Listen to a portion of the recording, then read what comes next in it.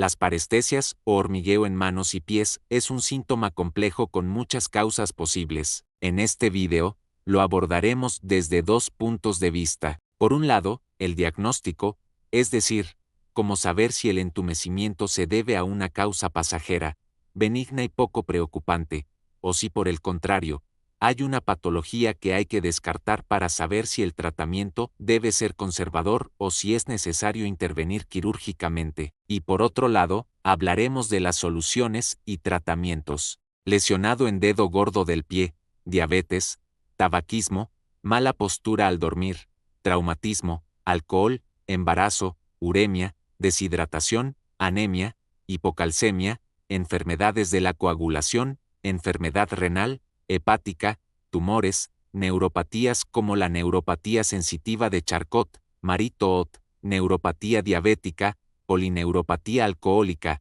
mononeuropatía por compresión como el síndrome del túnel carpiano, neuropatía por depósito de proteínas como la enfermedad de Creutzfeldt-Jakob, neuropatías por daño axonal como la poridosis, vasculopatías como la enfermedad de Takayasu o la neuropatía por falta de vitamina B12. Como veis, la lista es extensa y el diagnóstico no es fácil. Para ello, es importante analizar algunos datos del paciente. El primero es saber si el entumecimiento es nuevo o es un síntoma que ha estado presente durante tiempo pero que ha empeorado recientemente. Para poder establecer un pronóstico, también es importante saber si el dolor se presenta de forma constante o paroxística, si afecta de manera igual en ambos miembros superiores o inferiores e incluso si el dolor se irradia a otras regiones. Saber si el paciente padece alguna enfermedad médica como diabetes, arteriopatías, enfermedad renal o hepática o si el paciente tiene algún tipo de medicación también es importante para descartar alguna causa.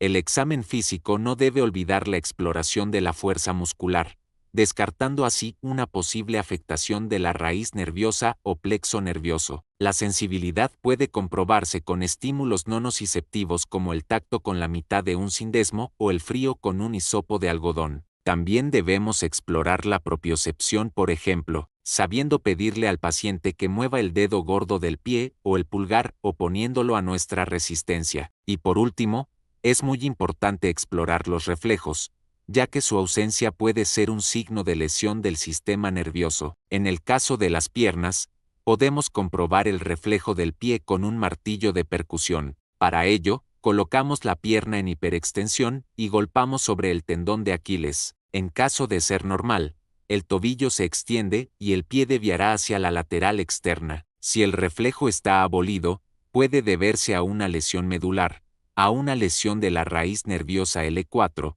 L5 o S1 o por último, a una afectación del nervio tibial. Para comprobar el reflejo del bíceps femoral, se coloca la pierna en flexión y el golpe se da en el tendón de inserción del músculo bíceps femoral. El reflejo normal produce extensión de la pierna. La ausencia del reflejo del bíceps femoral puede deberse a una lesión medular, afectación del plexo lumbar o raíces nerviosas L2, L3 o L4, o lesión del propio nervio. La exploración de los miembros afectados nos dará información valiosa sobre si existe hipersensibilidad, hipertonía, temblores, fasciculaciones, contracturas o atrofia muscular, entre otros. Donde se localiza el dolor y si afecta solo a una zona, puede ser indicativo de una mononeuropatía. Si el dolor se irradia a lo largo de un nervio periférico, pudiendo afectar ramas del mismo, puede corresponderse con una mononeuropatía o polineuropatía. Una polineuropatía afectará a varios nervios de forma simétrica.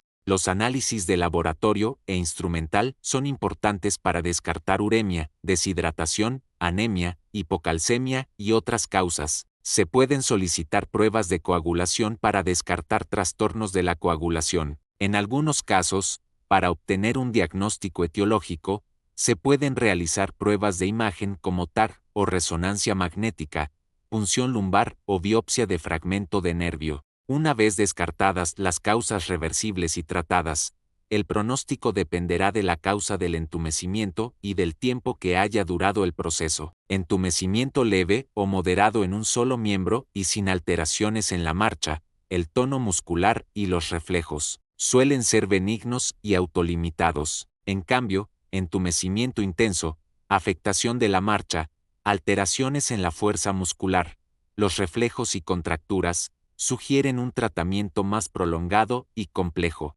En resumen, el tratamiento de las parestesias en manos y pies requiere un enfoque multidisciplinar. Lo ideal es que el paciente acuda a urgencias si el entumecimiento afecta a un solo miembro, es moderado a intenso y es unilateral. Igualmente, si el paciente refiere parestesia en cara, brazo o pierna, hemianestesia o visión borrosa, ya que puede tratarse de un tumor en la columna torácica o cervical, un hematoma epidural o un absceso epidural. En estos casos, el tratamiento requiere cirugía urgente. Si el paciente acude a consulta de neurología o a consulta de traumatología, el tratamiento será conservador. En caso de neuropatía diabética, es fundamental el control estricto de los niveles de glucosa en sangre, tanto con dieta, ejercicio y fármacos como con pompeas de insulina o sistemas de perfusión continua de insulina. Se recomienda tratar el dolor neuropático con amitriptilina en dosis bajas, 10 mg por la noche, anticonvulsivantes como gabapentina o pregabalina,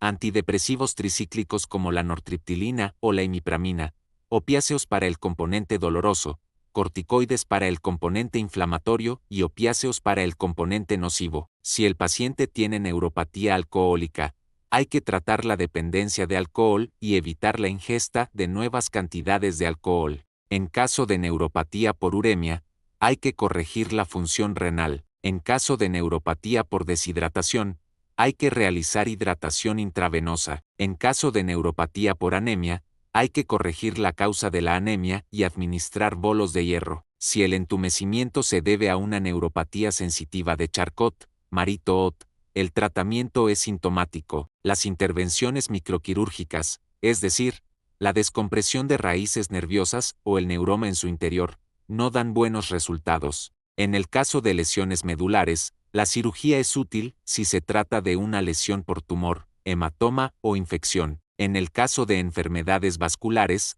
la cirugía solo es útil si se corrige la afectación circulatoria. En enfermedades infecciosas, el tratamiento farmacológico es fundamental. En neuropatía por presión del síndrome del túnel carpiano, el tratamiento inicial es conservador con antiinflamatorios y analgésicos, indicándose la infiltración de corticoides en el túnel carpiano. En caso de no mejorar, la cirugía es la única opción terapéutica eficaz. En neuropatía por depósito de proteínas como en la enfermedad de Creutzfeldt-Jakob, el tratamiento es sintomático. Las técnicas quirúrgicas no mejoran el pronóstico. En neuropatías por daño axonal como en la poridosis, el tratamiento inicial es el reposo, vendaje, antiinflamatorios, analgésicos y corticoides. Dependiendo de la causa subyacente, puede haber indicación de cirugía o neuroplastia. En vasculopatías como la enfermedad de Takayasu, el tratamiento es médico con corticoides,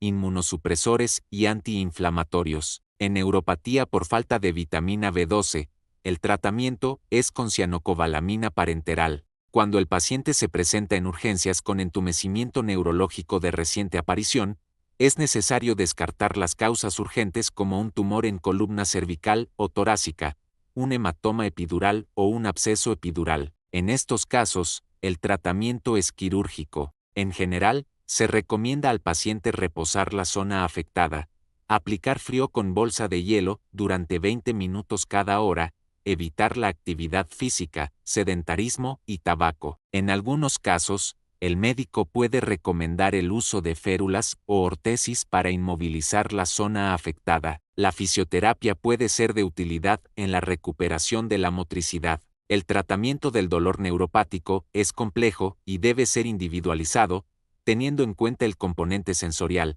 motor, el estado funcional del paciente, la existencia de comorbilidades y los efectos secundarios de los distintos tratamientos. Es recomendable asociar diferentes grupos de fármacos. En algunos casos, es útil la estimulación del nervio transcutáneo con corriente eléctrica. Recuerden que cada persona es un mundo y cada caso es un caso. Lo que funciona para un paciente, a veces no funciona para otro. No hay dos casos iguales. Un diagnóstico precoz y preciso del dolor en manos y pies nos permitirá saber si el tratamiento del dolor debe ser conservador o si es necesario recurrir a la cirugía. Espero que este video haya sido de utilidad. Suscríbanse para recibir notificaciones de nuevas publicaciones. Until next time. Goodbye.